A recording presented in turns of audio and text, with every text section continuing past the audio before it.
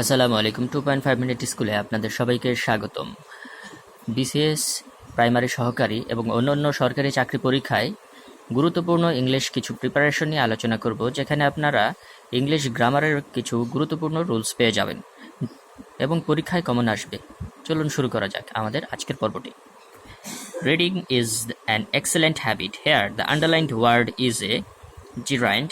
কারণ হচ্ছে ভার্বের সঙ্গে যদি আইএনজি হয় তাহলে হয় জিরান্ড, যেটি নাউনের কাজ করে,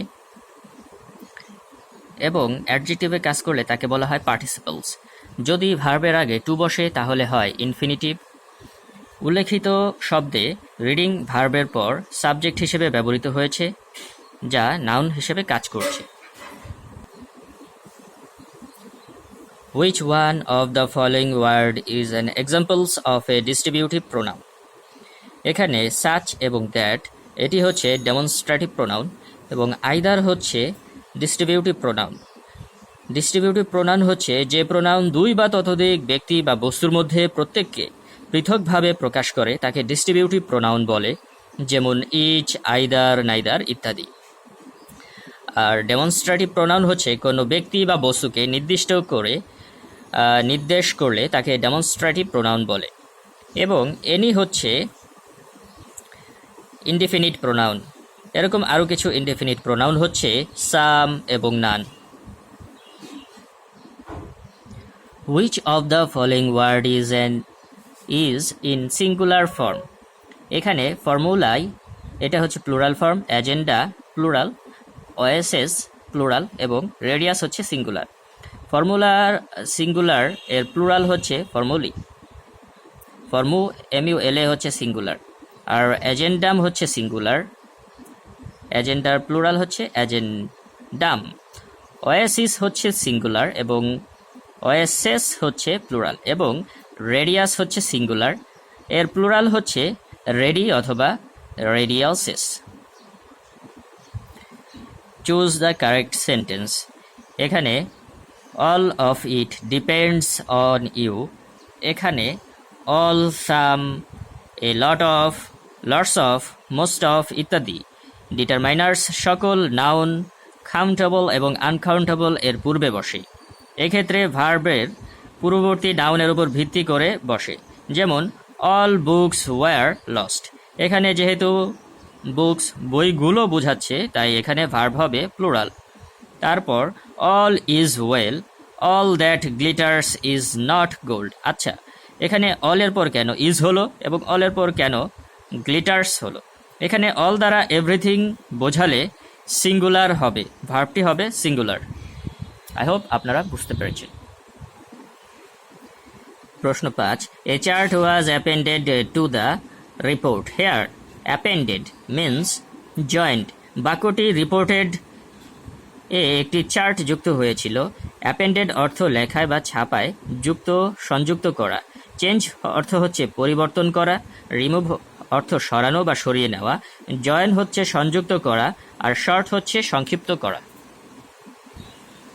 rules 6, the mother sat vigilantly beside the sick baby. Here vigilantly is an adverb. কারণ কি? কারণ হচ্ছে যদি আমরা দেখি বাক্যটির অর্থ মা অসুস্থ বা শিশুটির পাশে সতর্কভাবে বসল। ভিজিলেন্টলি অর্থাৎ সতর্কভাবে। ভিজিলেন্ট হচ্ছে অ্যাডজেক্টিভ অর্থাৎ সতর্ক, আর অ্যাডজেক্টিভের সাথে যদি ly যুক্ত হয় তাহলে হয়ে যায় অ্যাডভার্ব। প্রশ্ন 7, who planted this tree here? এখানে বুঝাই যাচ্ছে এটি পাস্ট ফর্মে রয়েছে। তাহলে হু দ্বারা যদি কোনো সেন্টেন্সকে প্যাসিভ করতে হয় তাহলে আমরা সেই সেন্টেন্সের প্রথমে বাই হুম বসিয়ে দিব, এরপরে ভার্ব অনুযায়ী অর্থাৎ টেন্স অনুযায়ী আমরা অক্সিলারি ভার্বটি বসাবো। যেহেতু এটি পাস্ট ইনডেফিনিট টেন্স বোঝাচ্ছে তাহলে আমরা ওয়াজ বসাবো। তারপর ভার্বের বাকি অংশটুকু বসাতে হবে এবং সাবজেক্ট বসাতে হবে। সাবজেক্টের পর ভার্বের পাস্ট পার্টিসিপল এবং তারপরে বাকি অংশটুকু বসিয়ে ফেলতে হবে। তাহলে by whom was this tree planted here, এখানে প্ল্যান্ট এর পাস্ট পার্টিসিপল প্ল্যান্টেড হবে। তাহলে সঠিক উত্তর হচ্ছে ক। তারপরে হচ্ছে প্রশ্ন 8, education is enlightening dash. Enlightening hair, এখানে এনলাইটেনিং কি? এনলাইটেনিং হচ্ছে একটি পার্টিসিপল। আমরা এর আগেও দেখেছি এনলাইটেন অর্থ আলোকিত করা, অর্থাৎ জ্ঞান দান করা। এডুকেশন এনলাইটেনিং অর্থ শিক্ষা আলোকিত করছে। এখানে এনলাইটেনিং দ্বারা চলমান বুঝিয়েছে। ভার্বের সাথে আইএনজি যোগ হয়ে যদি অ্যাডজেক্টিভের কাজ করে তাহলে তাকে ভার্ব, ও অ্যাডজেক্টিভের কাজ করলে তাকে প্রেজেন্ট পার্টিসিপল নামে অবহিত করা হয়। প্রশ্ন number 9, use the appropriate article I saw dash one eyed man when I was walking on the road. এখানে কোনো সেন্টেন্সের আগে কোনো ওয়ার্ডের আগে যদি আর্টিকেল বসে তাহলে সেই ওয়ার্ডটি যদি ইউ অথবা ওয়াইয়ের মতো উচ্চারণ হয় তাহলে তার আগে কখনোই অ্যান বসে না, অ্যানের পরিবর্তে এ বসে। তাহলে এখানে সঠিক উত্তর হবে I saw A one eyed man when I was walking on the road.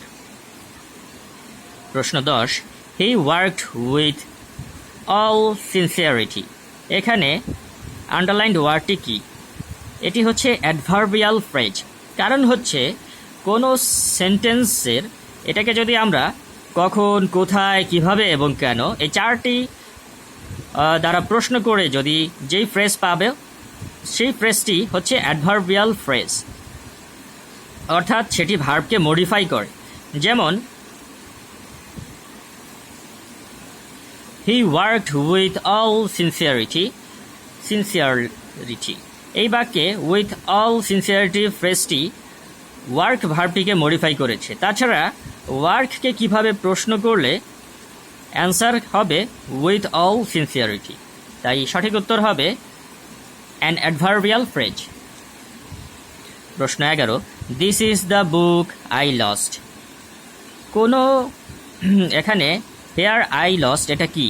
এখানে নাউনের পরে যদি কোনো প্রোনাউন সম্পর্কে তথ্য দেয় তাহলে সেটি হবে অ্যাডজেক্টিভ ক্লোজ।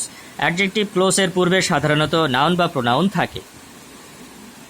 প্রশ্ন 12, নাল অ্যান্ড ভয়েড এর বাংলা পরিভাষা কি? এর বাংলা পরিভাষা হচ্ছে বাতিল। এটি 1969 সালে আমেরিকান হেরিটেজ ইডিয়মস ডিকশনারিতে প্রথম অন্তর্ভুক্ত করা হয়। এছাড়াও পালাবদল, মামুলি, নিরপেক্ষ শব্দগুলো যথাক্রমে বাই টার্ন, ট্রেইন এবং নেচারের অর্থ। প্রশ্ন 12, teacher said the earth dash round the sun. এটি একটি চিরন্তন সত্য, অর্থাৎ পৃথিবী সূর্যের চারিদিকে ঘুরে। তাহলে এখানে প্রেজেন্ট ইনডেফিনিট টেন্স হবে। তাহলে এখানে সঠিক উত্তর হবে মুভস। চিরন্তন সত্য সেন্টেন্সটি প্রেজেন্ট ইনডেফিনিট টেন্স হলে সেক্ষেত্রে সাবজেক্ট যদি থার্ড পারসন সিঙ্গুলার নাম্বার হয় তাহলে ভার্বের সাথে এস বা ইএস যুক্ত হয়। ধন্যবাদ সবাইকে মনোযোগ সহকারে ভিডিওটি দেখার জন্য।